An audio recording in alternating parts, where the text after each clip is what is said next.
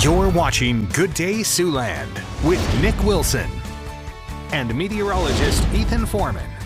From KCAU 9 News, this is Good Day Siouxland. Good morning, it's 6:45 on this Thursday morning. I'm Nick Wilson. And I'm Ethan Foreman. And maybe not the best morning to see a sunrise. No, definitely very similar to what we experienced the last several days this week. Not going to be much sunshine today. Going to be seeing those drizzly and foggy conditions. And because of that, temperatures are right near that freezing mark. So in some spots, there is likely some icy conditions. So make sure you slow down and be careful out there. Use those low beam headlights. Do not use those high beam headlights in this weather. But also, of course, don't use no headlights at all either. And those visibilities are reduced in some areas, especially to our north and west. Bloomfield and Neely, the worst of it right now, and up toward the Orange City region, looks like they're a little bit low too, starting to fall here to 5 miles in Sioux City. I suspect that will drop a little bit more as we head throughout the morning, and because of that, dense fog advisories are in effect until noon this afternoon, and we will likely have another one issued tonight. I'll have more details coming up. Thanks, Ethan. Well, the race for Nebraska's 1st District U.S. House seat is heating up as incumbent Republican Representative Mike Flood officially filed for re-election. Flood was elected back in June of 2022 to finish out former Representative Jeff Fortenberry's term. Fortenberry resigned due to being convicted of lying to authorities about an illegal campaign contribution. That conviction has since been overturned. Flood was re-elected that November to a full term. His filing for re-election this year comes as Nebraska Democrat State Senator Carol Blood announced earlier this week she's also running for that congressional seat. Meanwhile, in Iowa, a bill defining what should be taught in social studies classes is moving through the State House. The measure has been approved by the House Education Subcommittee. It says instruction in that subject should focus on American history, voting, and the Founding Fathers. The bill would also require the singing of the national anthem every day. Supporters of the bill say they hope that would serve as a conversation starter. But as a Democratic state representative explains, even students who object would be required to participate in some capacity. Are there consequences if a student does not want to sing? And it did say students could opt out, but yet they needed to stand respectfully and be addressing and respectful to those who are singing. If passed, the bill would only apply to Iowa public schools. All of the state's private schools would be exempt. Well, now it's time to meet today's Stray of the Day. Every day we share a pet picked up by Sioux City Animal Adoption and Rescue who's waiting to go home, or in this case, 2 of them. That's right. These are Sebastian and Shelly. Sebastian is a 1 to 2 year old male standard poodle, while Shelly is a 2 to 3 year old female beagle mix. They were both found together near Odo, Iowa. The rescue says they're both friendly, outgoing, and love people. They also add that Sebastian will be getting a haircut soon. Sebastian and Shelly are available for adoption now. And if you've lost your pet, you're looking to adopt, or you'd like to sponsor a pet for adoption, you can visit the rescue's website. Just go to SiouxCityAnimalRescue.com. And meanwhile, if you're already a pet owner and you haven't gotten your furry friends shots updated for the year yet, there's another opportunity to do that at the rescue tomorrow from 3 to 8 p.m. That's right, because they're holding their second vaccination clinic of the month. They'll have rabies and combination vaccines available for both cats and dogs for $20 each in cash. The shots must be paid for in cash, and you do have to schedule an appointment. You can do that by calling the rescue at 712-279-6968. And pets might not mind these conditions too much. I mean, the temperatures have been nice, but our weather has not been the most glamorous, to say the least. Yeah, they said Sebastian needs a haircut and definitely needs it considering it's covering his eyes, and it'd be a great day to do so to stay inside because it's going to be very gloomy and very drizzly out there today, as well as foggy like we've seen all week long. Here's a look at your satellite and radar. We're kind of seeing 2 systems that are around us that are not really going to be affecting us too much, but we could see some light freezing drizzle or even some sprinkles sprinkles out of this later on today. One is in Des Moines and another one is out toward central parts of South Dakota. Both of them are kind of going to be staying away from central parts of Siouxland, but again, our southeastern areas could very well get some freezing rain later on this afternoon, or at least some sprinkles across the area, and that will continue for much of the afternoon and evening. You can see most of the heavier precip is going to stay toward Des Moines and Cedar Rapids, toward the Davenport and Burlington areas, staying away from us for the most part, but areas like Crawford County and maybe up toward Calhoun County could see some out of this. As we head into Friday morning, we see another round of that fog returning to the area as we see refreezing on those surfaces from those temperatures rising above freezing, melting that snow during the day and refreezing at night. That's going to be a continuing pattern for not only today and tomorrow, but for basically the entire 9-on-9 forecast. We do start to see some clearing as we head into Sunday, but we have to wait till then before we see any clearing. Your 9-on-9 forecast shows those drizzly conditions today, that high right around 35 degrees, staying pretty steady through the next few days, just a couple degrees cooler on Saturday. More cloud cover still lingering across the area. Likely still going to see several foggy mornings across the area, as well as we see that melting and then those highs climbing further as we see some more sunshine next week. Temperatures likely getting to the mid 40s by the time we get to Groundhog Day. Well, now we turn to sports, where there were a couple of collegiate basketball doubleheaders going on in the region. Anthony Mitchell has the highlights from all 4 of those games right here in your morning sports wrap. Good morning, Siouxland. The Dordt Defenders women's basketball team remains #1 in the nation, and they've yet to lose an NAIA game, putting that on the line against number 10 Briarcliff last night. Dordt unbeaten at DeWitt Gymnasium this season. Chargers with a chance to knock off the top-ranked team in the NAIA.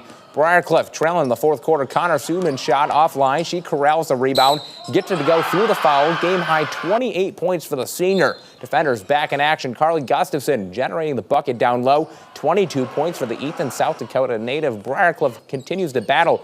Mallie McNair connecting from downtown to make it 92-74. But it's Dordt defending home court, beating the Chargers 94-78. Home team moves to 17-1 and 12-0 in GPAC play. Now on the men's side, Dordt defeated Briarcliff in Sioux City last month. Chargers aim to avenge its loss here in the Sioux Center. Hot start for Dordt. Connor Milliken, money from deep. Big game from the freshman. On the other end, great feed from Quinn Vasey to Matthew Stillwell. Some serious English on this ball. That makes it a 1-point game. Chargers clawing back. Blake Sindler connecting from beyond the arc. Visitors take the 18-15 lead in the first half. Dordt going back to the freshman Milliken off the screen for 3, career-high 28 points. Helps pace the Defenders to a season-high 113 points. They win it 113-83 over Briarcliff. Staying in the GPAC, Northwestern was up in Mitchell, South Dakota last night, taking on Dakota Wesleyan in a doubleheader. Starting off with the Red Raider women, who are looking for its first road win against the Tigers since 2020. Both the Red Raiders and the Tigers receiving votes in the newest NAIA poll. Late in the first quarter, Northwestern trailing by 10. The Tigers, we're going to add 2 to it here. Taylor Hayes drilling into the paint, knocking the jumper for the extension of that Tiger lead, 35-23. Red Raiders striving to stay in the game, just seconds to go in the first half. Caden Davis grabs the board here, nails the putback. That cuts the deficit for Northwestern to just 7 points. Third quarter, same score remains, and the Tigers staying hot, finding Emma Yost just under the basket. She'll lay it up for 2. Northwestern drops this one at the Corn Palace, 70-61.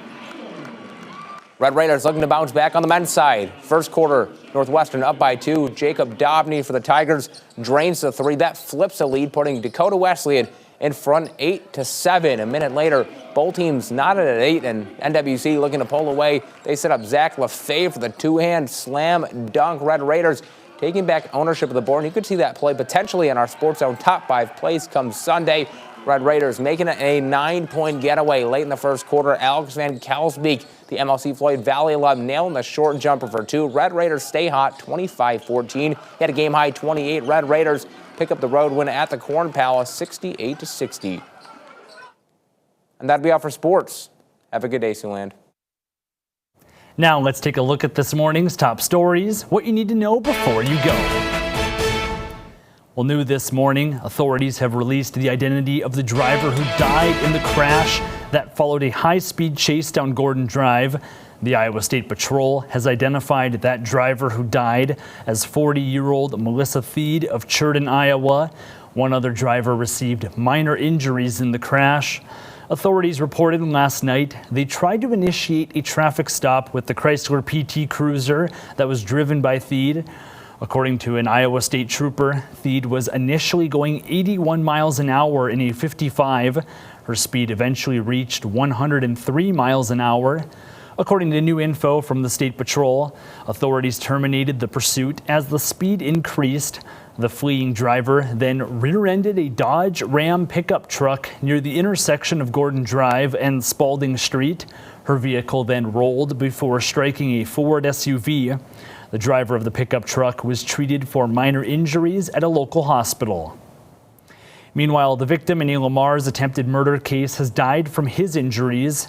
The Lamar's Police Department says 44-year-old Michael Gomez of Merrill, Iowa, passed away on Tuesday at a Sioux Falls hospital. Gomez was injured back on January 19th. 24-year-old Reese Harms has been charged with willful injury and attempt to commit murder in the case. However, the investigation is ongoing and more charges for Harms are pending.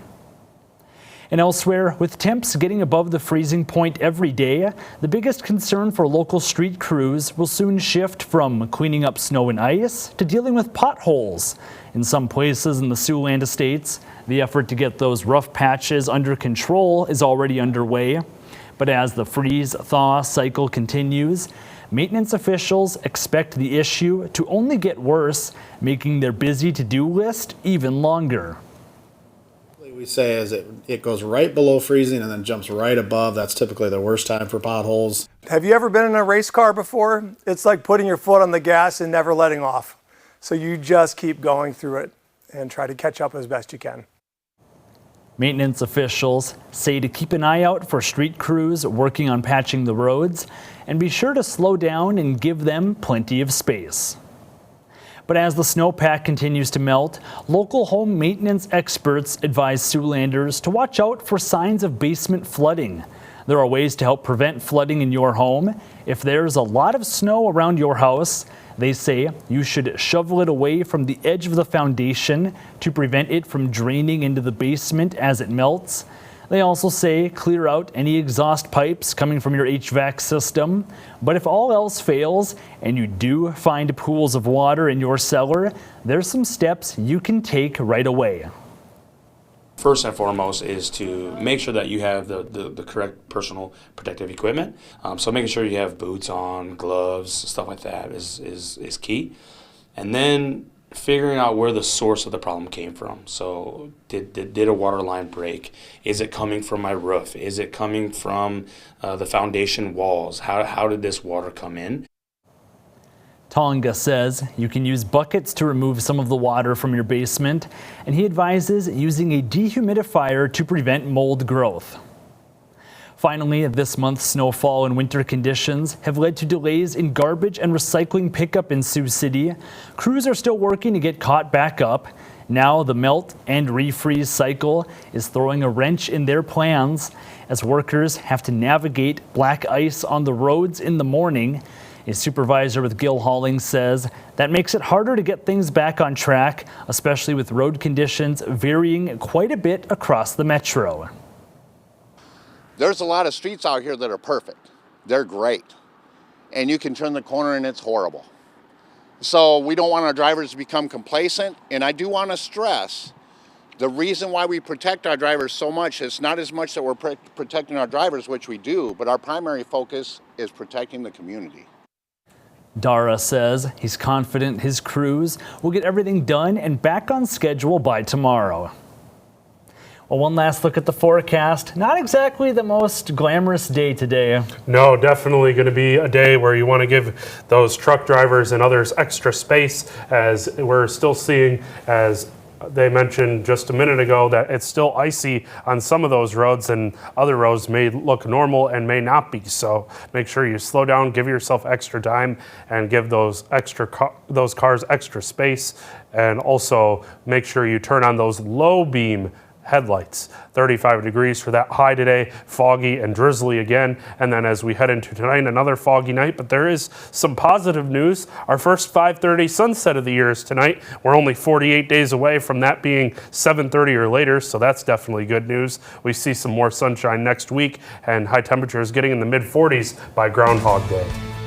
Nice to have some more sunshine coming up. There hasn't been much for this week. Nope, there hasn't.